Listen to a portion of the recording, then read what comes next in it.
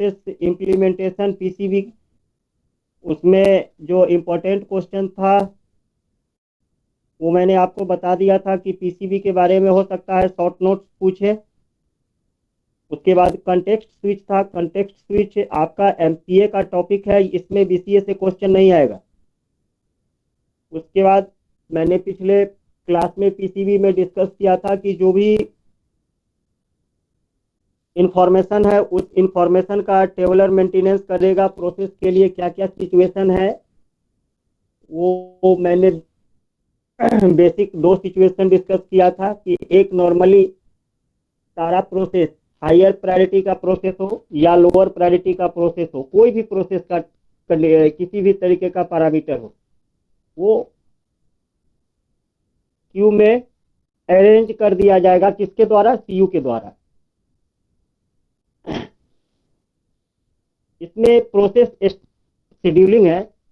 इस शेड्यूलिंग में हम लोग सब क्या टेक्निक पढ़ेंगे, तो कैसे प्रोसेस को अरेंज किया जाए। और यहाँ इस टॉपिक से क्वेश्चन आता है। क्वेश्चन क्या आता है? प्रोसेस शेड्यूलिंग क्या है, शेड्यूलर क्या है, और शेड्यूलर के कितने टाइप्स होते हैं। तो ये आज के क्लास में केवल प्रोसेस शेड्यूलिंग क्या है, शेड्यूलिंग के लिए क्या क्या ऑब्जेक्टिव्स है, उन सारे केवल ऑब्जेक्टिव्स को डिस्कस किया है। अगले क्लास में हम लोग शेड्यूलर के कौन कौन से टाइप्स हैं उन शेड्यूलर के टाइप्स को डिस्कस करेंगे, जिसमें कि लॉन्ग टर्म शेड्यूलर होगा, मीडियम टर्म शेड्यूलर होगा और शॉर्ट टर्म शेड्यूलर, यानी शॉर्ट टर्म, मीडियम टर्म और लॉन्ग टर्म शेड्यूलर। एग्जाम में लॉन्ग टर्म और मीडियम टर्म में डिफरेंस पूछता है। आप नेट सर्च करेंगे, वहाँ भी आपको लॉन्ग टर्म और मीडियम टर्म और शॉर्ट टर्म तीनों में टेबुलर फॉर्म में डिफरेंस मिल जाएगा। ठीक है। यहाँ पर जो आपका शेड्यूलर है, इसमें देखिए मेजर जो इसका कॉन्सेप्ट है कि scheduling refers to the set of policies and mechanism which is supported by OS that controls order in which work to be done is completed। क्या मेंटेन करेगा? ऑर्डर मेंटेन करेगा। लेकिन यहाँ पर ये स्पेसिफाई नहीं है कि जो ऑर्डर मेंटेन करेगा उसके लिए एल्गोरिदम क्या होगा।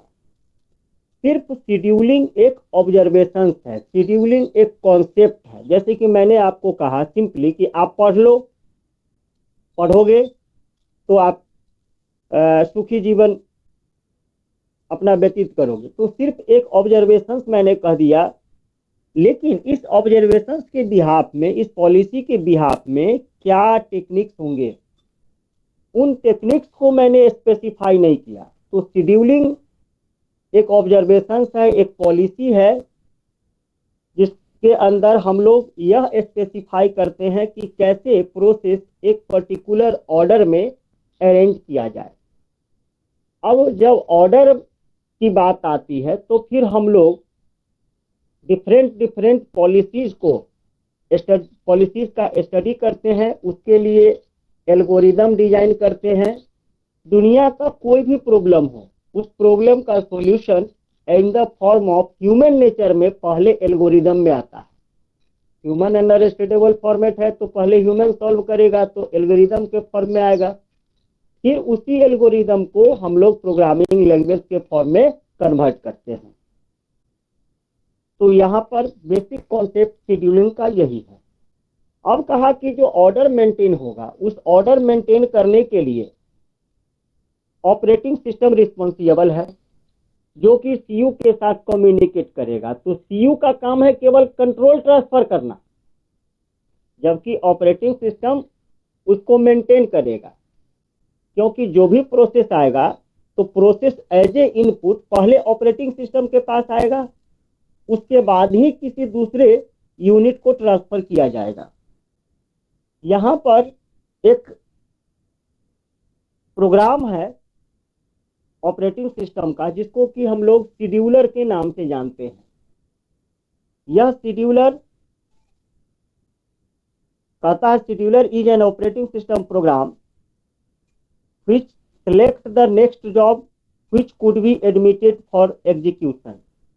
अब याद कीजिए कि नेक्स्ट जॉब के लिए मैंने किस रजिस्टर को स्पेसिफाई किया था, कौन सा रजिस्टर था?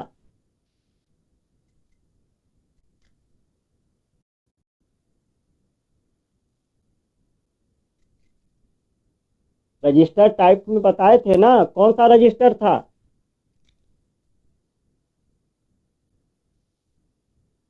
शुभम, कौन सा रजिस्टर था?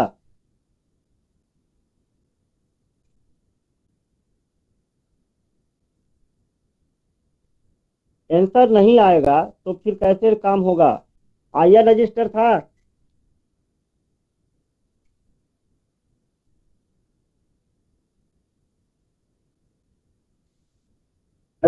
आवाज नहीं जा रही है मेरी? Yes sir. आया रजिस्टर था।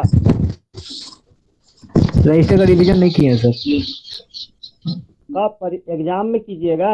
रजिस्टर तो एक ऐसा कॉमन टॉपिक है जो कि आपको पूरे ऑपरेटिंग सिस्टम में चलेगा। और इंस्ट्रक्शन का टाइप, डीएमए, हर एक टॉपिक का आउटपुट दूसरे टॉपिक के लिए इनपुट होता है। तो रजिस्टर और इंस्ट्रक्शन एग्जीक्यूशन का कितना स्टेप था ये फिगर में बताए थे ना। 7 स्टेप में 3 ऑपरेंड के लिए और 3 ऑपरेटर के लिए और उसके एक्सप्रेशन के लिए और एक इंटरप्ट के लिए 7 स्टेप था। उसके बाद देखिए कुछ इंपॉर्टेंट टॉपिक है जिसको कि ऑलरेडी आपको याद रखना पड़ेगा। सबसे पहले रजिस्टर, दूसरा प्रोसेस स्टेट। प्रोसेस स्टेट के कितने स्टेट हैं, कितने स्टेज हैं और किस स्टेज में क्या काम होता है, ये आपको पूरा याद रहना चाहिए। अगर प्रोसेस स्टेट याद नहीं है तो आज के बाद का जितना भी टॉपिक है सारे टॉपिक में कम्प्लेक्सिटी आपका आएगा। तो 2-3 यूनिट है, 2-3 क्वेश्चन है, जिस क्वेश्चन को आपको ऑलरेडी मेमोराइज करना है उसमें भी परेशानी होती है। तो देखिएगा आपका 2 रजिस्टर था, एक आईआर रजिस्टर और दूसरा पीसी रजिस्टर।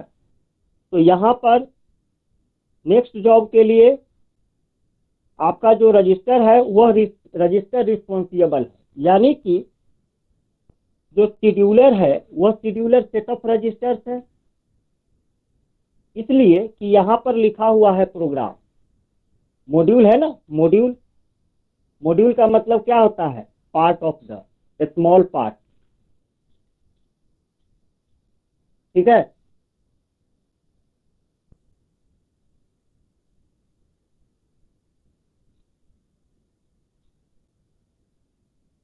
बोलोगे नहीं तो हम Yes, क्या sir. समझेंगे? कभी कभी ऑडियो कट जाती है तो हम बोलते रह जाएंगे, हम समझेंगे कि आप लोग के पास कम्युनिकेट हो रहा है लेकिन आवाज ही नहीं जाएगी।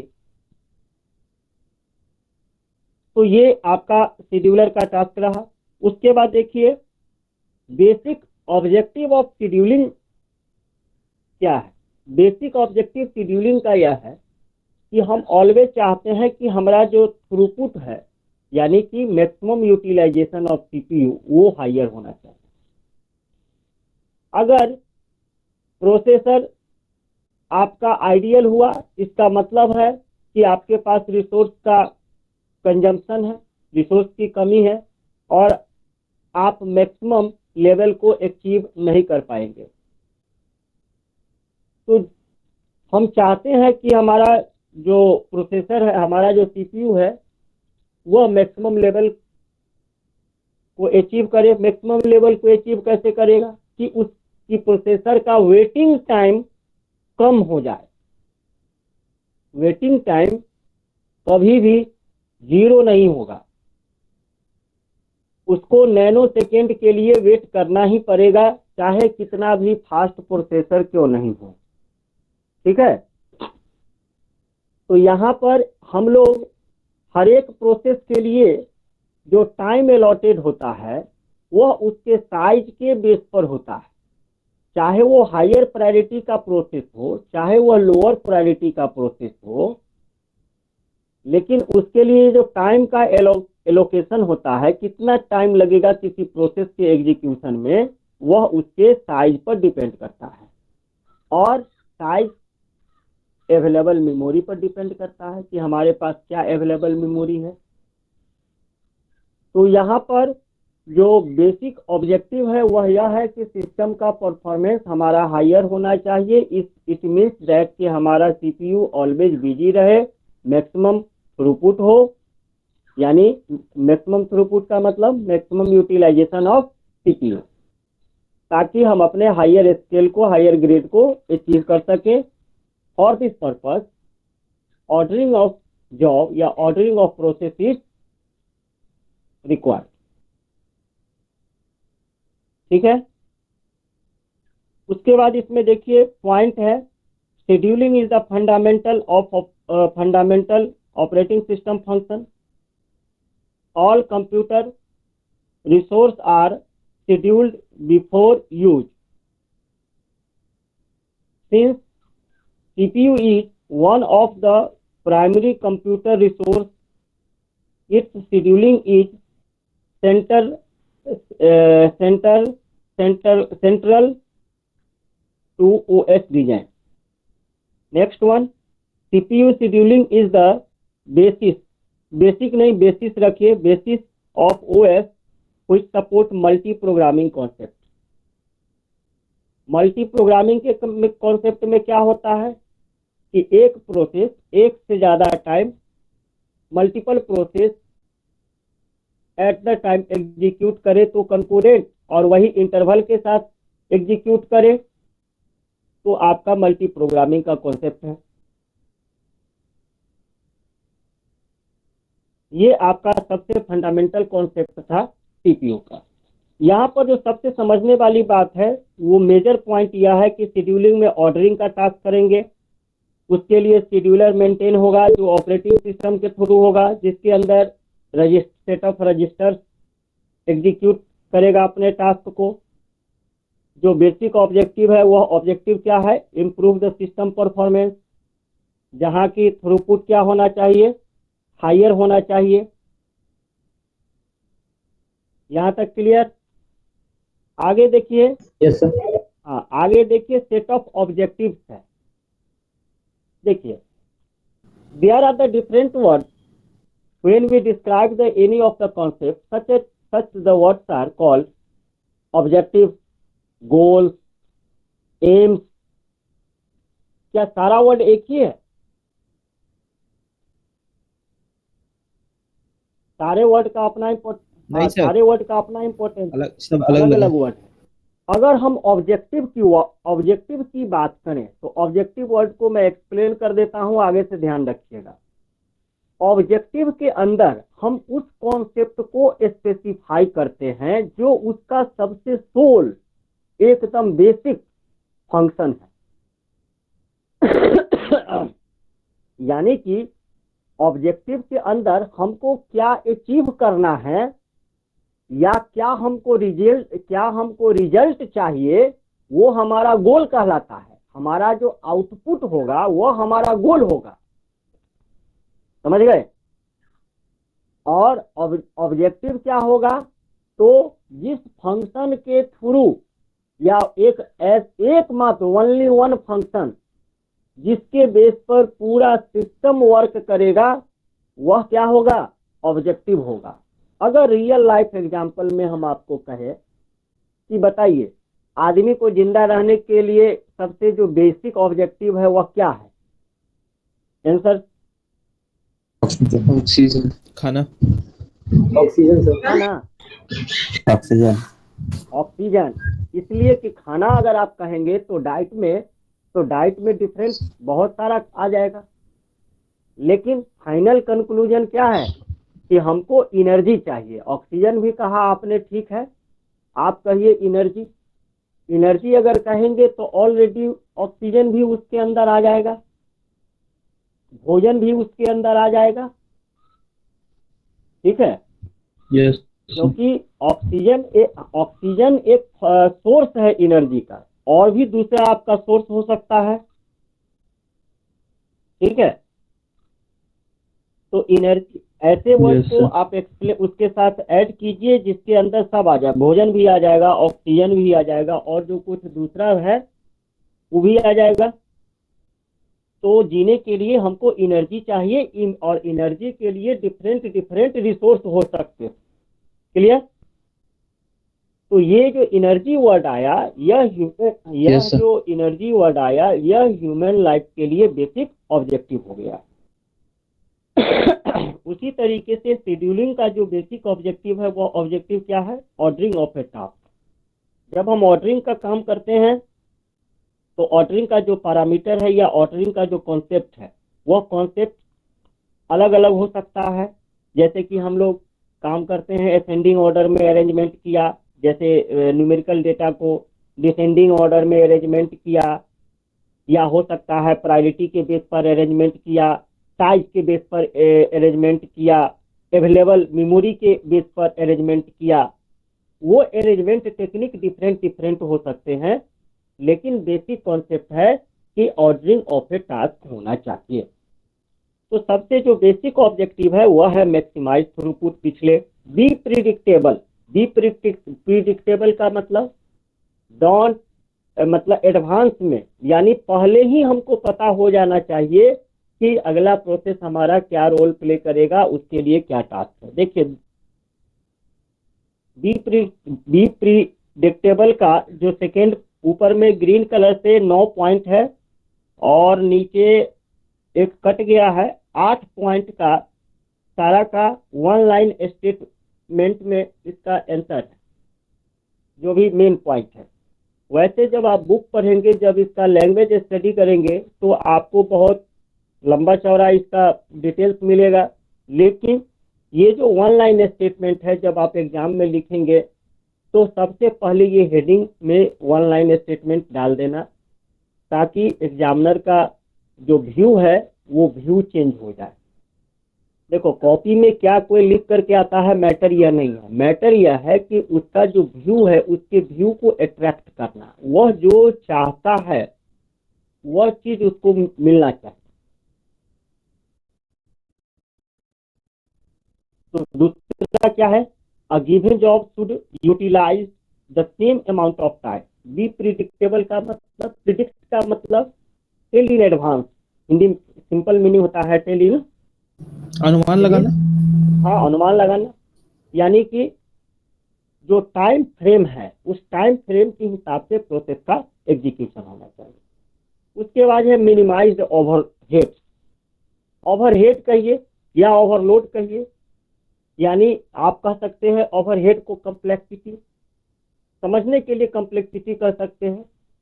देखिए कम्प्लेक्सिटी अगर कहेंगे तो कम्प्लेक्सिटी प्रोग्राम के रिस्पेक्ट में वर्ड आता है कम्प्लेक्सिटी, क्योंकि कम्प्लेक्सिटी लॉजिकल होता है। लेकिन अगर ओवरहेड्स कहेंगे तो ओवरहेड में हार्डवेयर भी आ जाएगा, सॉफ्टवेयर यानी लॉजिक भी आ जाएगा, यानी physical component as well as physical aspect as well as logical aspect दोनों आ जाएगा। जैसे कि ओवरहेड का मतलब थकान, थकान के लिए केवल फिजिकल फेनोमेना ही नहीं रिस्पॉन्सिबल है, जो आपका लॉजिकल एस्पेक्ट है, आपका जो मेंटल एस्पेक्ट है, वह मेंटल एस्पेक्ट भी रिस्पॉन्सिबल है। ठीक है, तो ओवरहेड वर्ड में दोनों आ जाएगा, तो सुटेबल वर्ड को यूज कीजिए। उसके बाद balance resource use. Balance resource use already जब हम लोग प्रोसेसिंग शेड्यूलिंग का काम करेंगे तो हमारा रिसोर्स ऑलरेडी बैलेंस हो जाएगा। बैलेंस रिसोर्स यूज करने का मतलब कि हमारे पास जो मिनिमम रिसोर्स है, उस मिनिमम रिसोर्स का हम मैक्सिमम यूटिलाइजेशन कैसे करें। ठीक है, next one, achieve a balance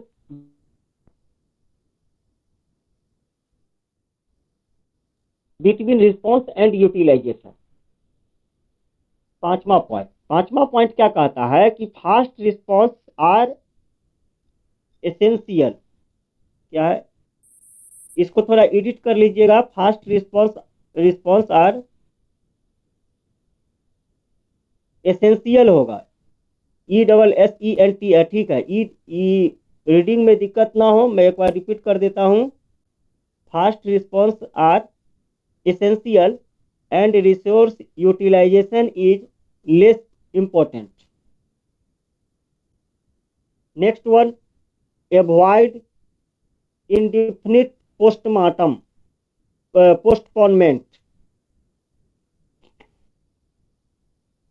It would be fair all if all the process are treated the same and no process can suffer indefinite postponement. अब यहां पर इस पॉइंट में कहता है इंडिफिनिट पोस्टपोनमेंट में रेस कंडीशन का कॉन्सेप्ट अगर होता है। रेस कंडीशन में क्या होता है ना कि किसी शेयर्ड मेमोरी को एक्सेस करने के लिए जब multiple process at the same point of time reach होते हैं तो उस समय में ये सेम प्रोसेस किसी शेयर्ड रिसोर्स को एक्सेस करते हैं और वहां पर जो सिचुएशन एराइज होता है सारे को पोस्टपोन्ड कर दिया जाता है, किसी एक का ही एग्जीक्यूशन अलाउड किया जाता है।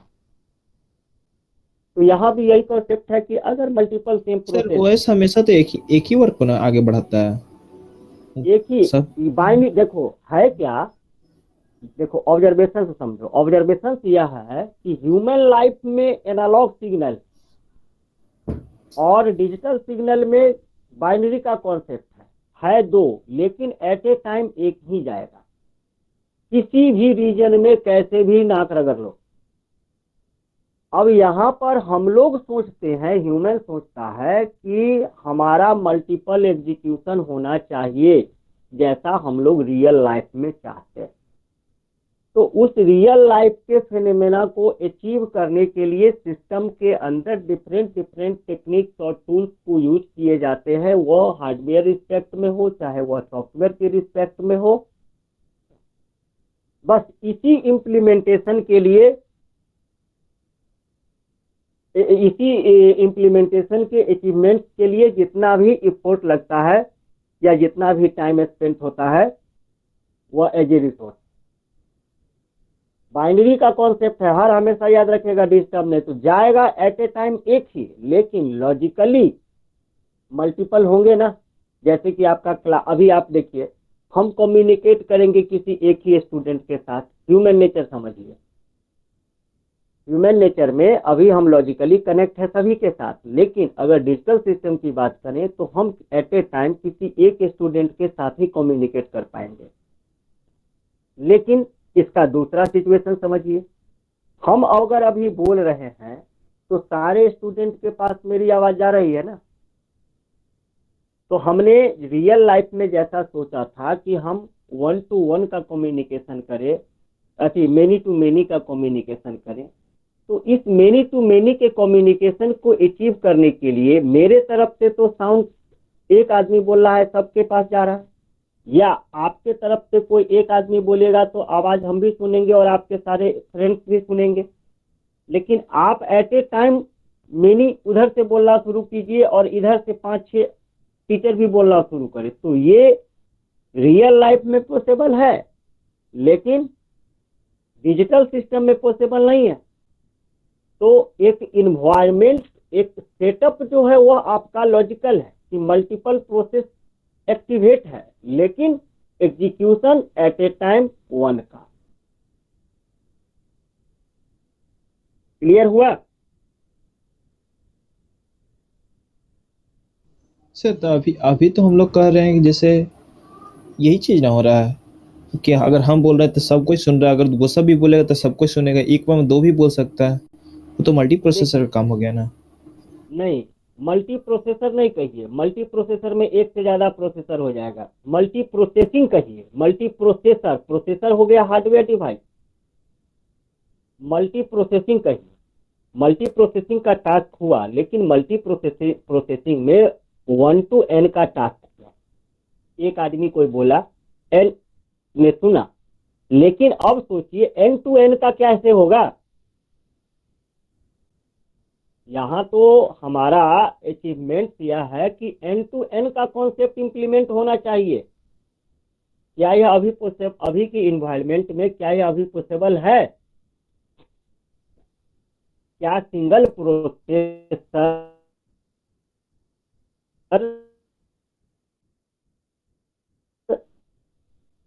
एक देखिए, प्रोसेसर दो टाइप का, एक है यूनि प्रोसेसर सिस्टम, यानी कि आपके अंदर, अगर यह सोचो कि आपके बॉडी के अंदर एक प्रोसेसर जो ब्रेन को सेट कर दिया जाए, तो हमारा जो ह्यूमन बॉडी है, ऑलरेडी आप जानते हैं बायोलॉजिकल सिस्टम में कि ब्रेन का 2 पार्ट होता है, at a time 1 part active होता है। ब्रेन का कितना पार्ट, बायोलॉजी में थोड़ा बहुत तो जानते होंगे कि कितना पार्ट है, 2 पार्ट में आता है ब्रेन आपका। तो आपका जो ह्यूमन बॉडी यस है सर। वह तो एक प्रोसेसर नहीं है, 2 प्रोसेसर है, मल्टी प्रोसेसर सिस्टम है।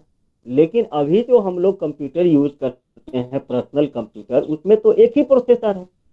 तो यहाँ पर हम लोग ये चाहते हैं कि यूनि प्रोसेसर सिस्टम में कैसे मल्टी प्रोसेसिंग के टास्क को एग्जीक्यूट किया जाए। मल्टी प्रोग्रामिंग का कॉन्सेप्ट नहीं, मल्टी प्रोसेसिंग का कॉन्सेप्ट नहीं, हम तो यह चाहते हैं कि कंकरेंट एग्जीक्यूशन भी हो जाए,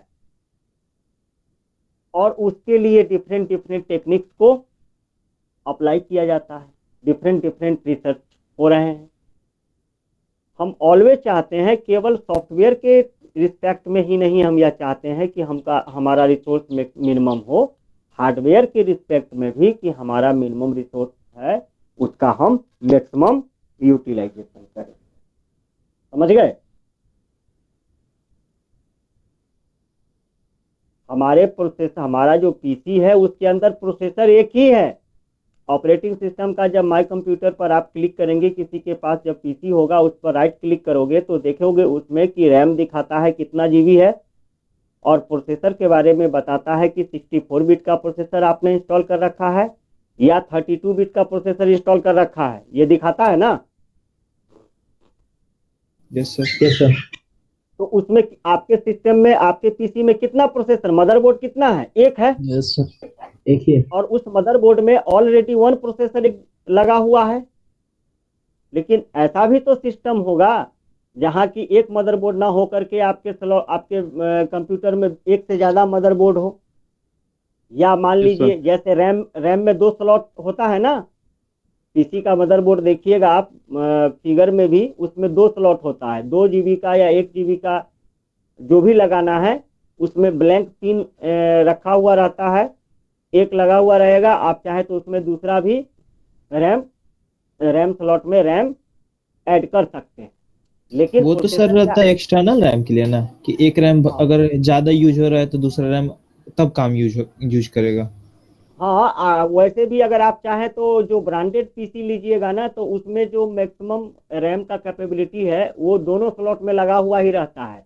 हम लोग जब असेंबल कराते हैं तो सोच लेते हैं कि चलो भाई 2 जीबी का डेटा, 2 जीबी रैम सफिशियंट है, 2 जीबी से हम ज़्यादा काम नहीं करेंगे।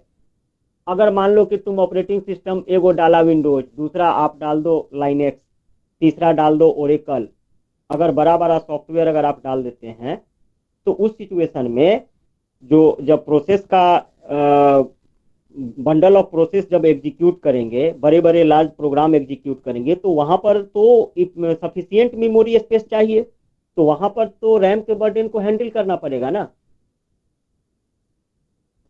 तो वहां पर फिर हमको रैम स्लॉट में एडिशनल रैम एक्स्ट्रा लगाना पड़ेगा। यहाँ तक कि बहुत सारे लोग कैसे मेमोरी को का भी इफिशियंसी बढ़ा देते हैं। अगर विजुअलाइजेशन की बात करें तो एक्स्ट्रा ग्राफिक्स कार्ड आपके पीसी स्लॉट में ऐड नहीं रहता है, हम खरीद करके बाहर से ग्राफिक्स कार्ड लगाते हैं। तो बहुत सारे ऐसे हार्डवेयर मार्केट में अवेलेबल हैं जो कि प्रोसेसिंग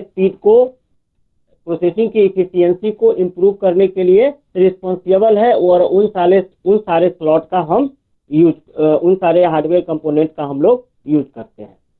तो यहाँ पर एक मदरबोर्ड, एक प्रोसेसर, उस एक प्रोसेसर के बिहाफ में हम चाहते हैं कि हमारा मल्टी प्रोग्रामिंग, मल्टीटास्किंग का एग्जीक्यूशन हो, और ये एग्जीक्यूशन सफिशिएंटली होता भी है। लेकिन जब कंकरेंट एग्जीक्यूशन की बात आती है तो वहां पर कंडीशन फेल हो जाता है। वहां पर कंकरेंट एग्जीक्यूशन, अगर सक्सेसफुल एग्जीक्यूशन कंकरेंसी का करना है तो वहां पर एक से ज्यादा प्रोसेसर चाहिए, और यहाँ पर जो हम लोग पढ़ रहे हैं कॉन्सेप्ट, यह यूनी प्रोसेसर सिस्टम का कॉन्सेप्ट है, पैरेलल कंप्यूटिंग का कॉन्सेप्ट नहीं है। जब आप एमसीए में जाइएगा तो वहां पर आपको पैरेलल कंप्यूटिंग पढ़ाया जाएगा। पेपर ही है जिसमें कि एक से ज्यादा प्रोसेसर रहेगा आपके सिस्टम में, और वहां पर आप multiple process at the same moment of time concurrently execute कर पाएंगे। अभी ऑपरेटिंग सिस्टम जो है आपका इनपुट लेगा तो एट ए टाइम किसी एक ही रिसोर्स से नहीं इनपुट लेगा, ऐसा कभी भी, हाँ फास्ट कितना भी हो, लेकिन यह कभी भी पॉसिबल नहीं है कि डिफरेंट रिसोर्स से multiple input at the same point of time ले ले ऑपरेटिंग सिस्टम। कभी होगा?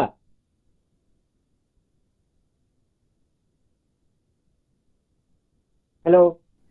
No sir. नहीं सर, कभी नहीं होगा। Yes sir.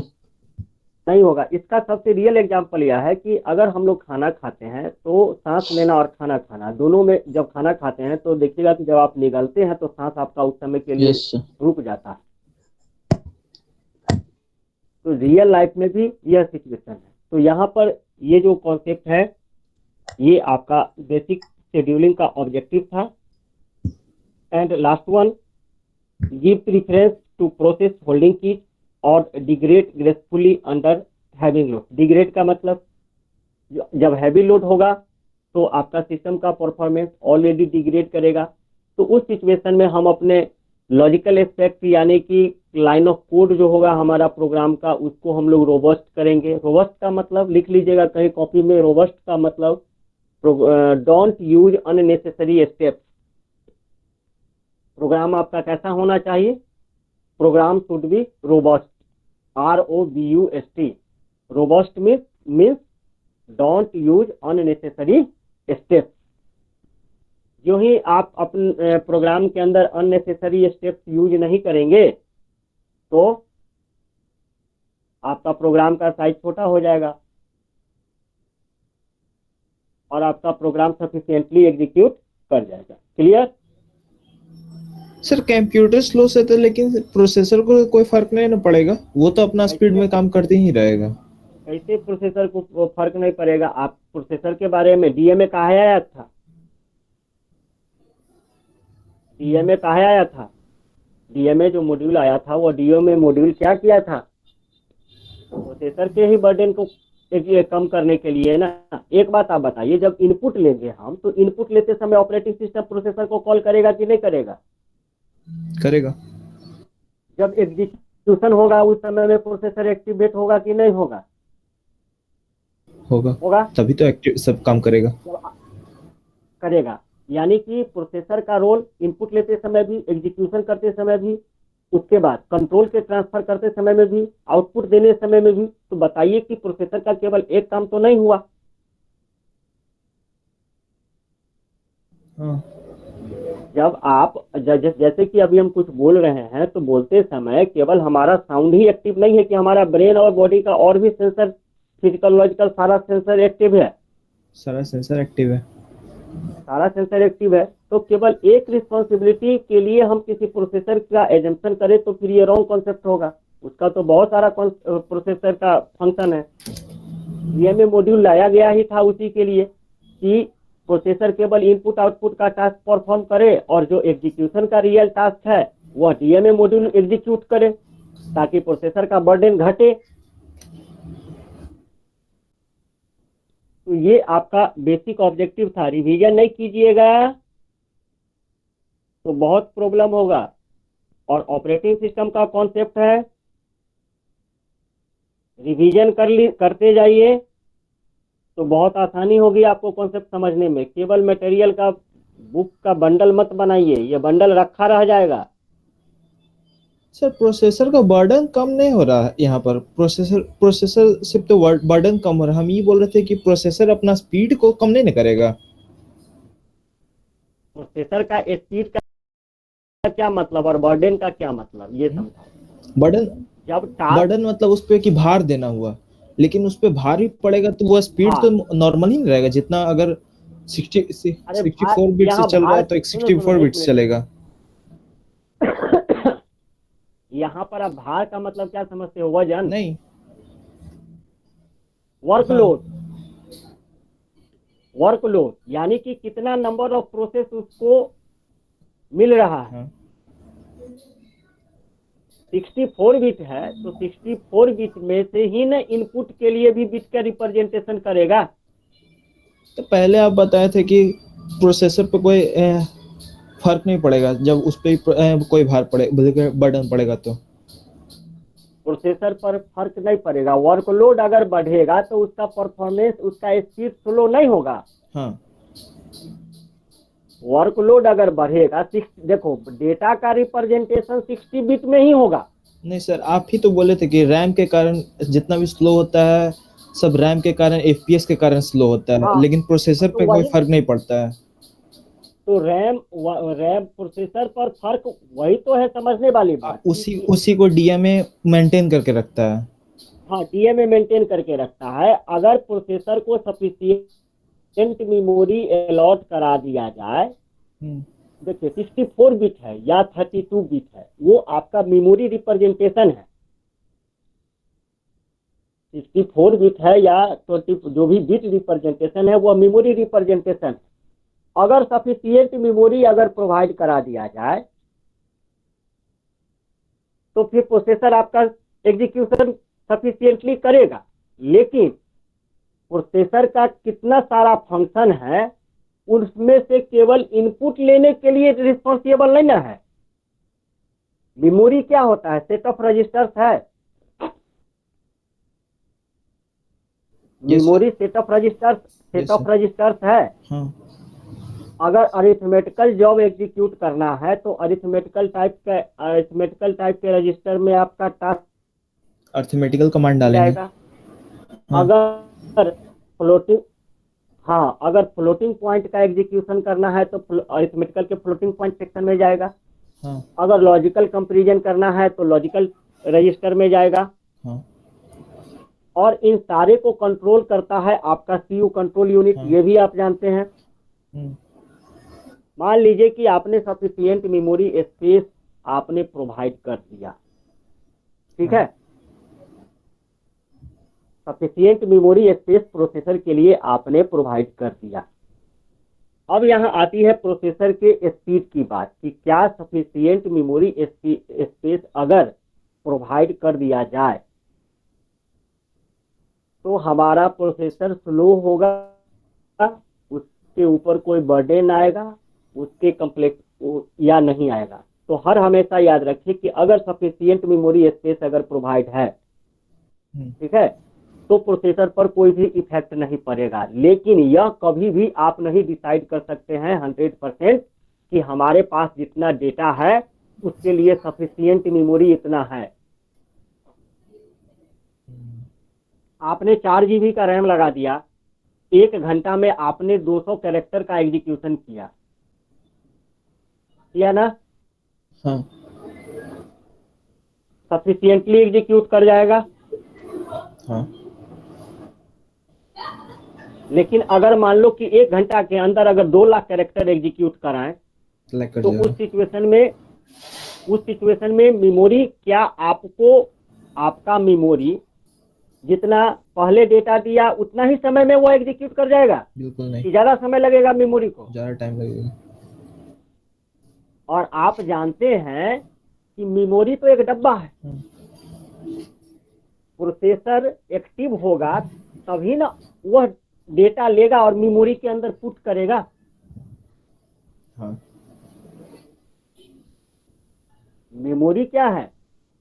एक कंटेनर है। मेमोरी तो कोई फंक्शन नहीं ना करेगा। आपका ब्रेन के अंदर जो मेमोरी का स्लॉट है वह तो एक कंटेनर है, वह तो एक डब्बा है जिसके अंदर आप डेटा रखोगे। डेटा रखना जो टेक्निक है वह तो प्रोसेसर के द्वारा ही एग्जीक्यूट किया जाएगा ना।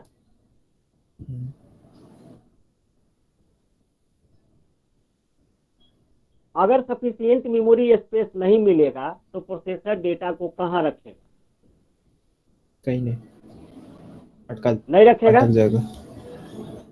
तो प्रोसेसर का वेटिंग टाइम बढ़ेगा। हाँ तो प्रोसेसर का केवल वेटिंग टाइम बढ़ गया तो प्रोसेसर का स्पीड स्लो हो गया। हाँ प्रोसेसर का अगर वेटिंग टाइम बढ़ गया, इसका मतलब है कि उसका स्पीड स्लो हो गया। हाँ। बस यही कॉन्सेप्ट है।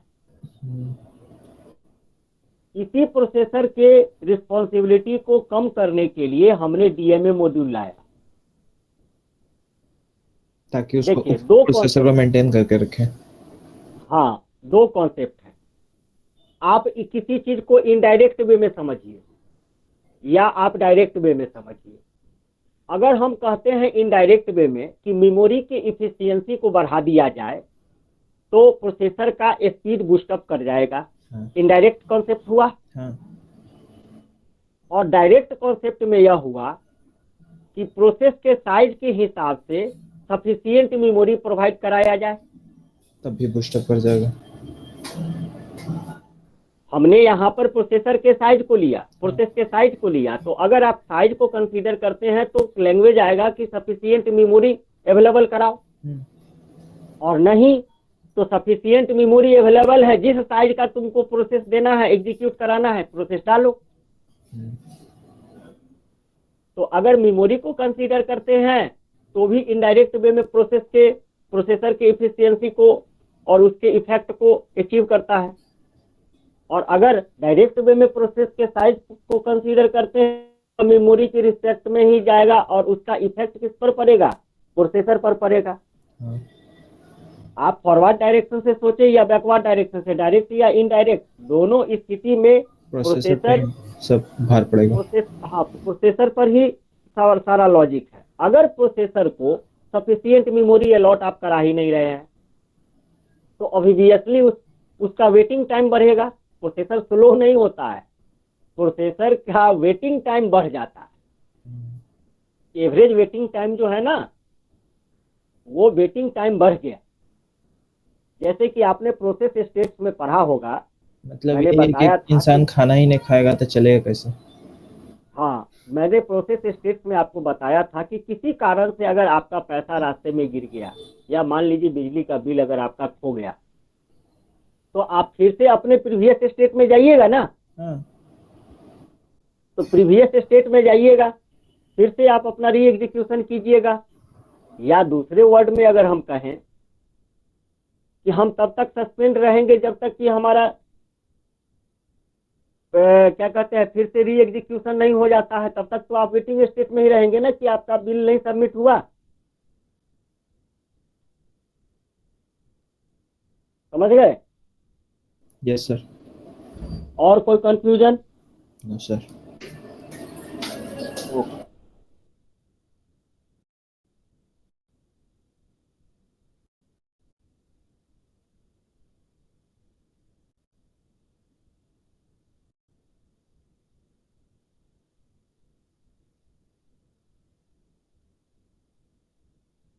ठीक है, तो कल के क्लास के लिए मैसेज कर दूंगा मैं कि आपका क्लास ऑफलाइन होगा या ऑनलाइन होगा। ठीक है? Yes sir. ओके। जी सर।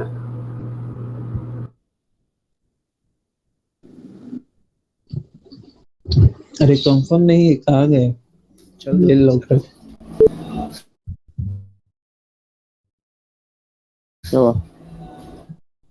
साला कंफर्म नहीं है, कल होगा कि नहीं होगा?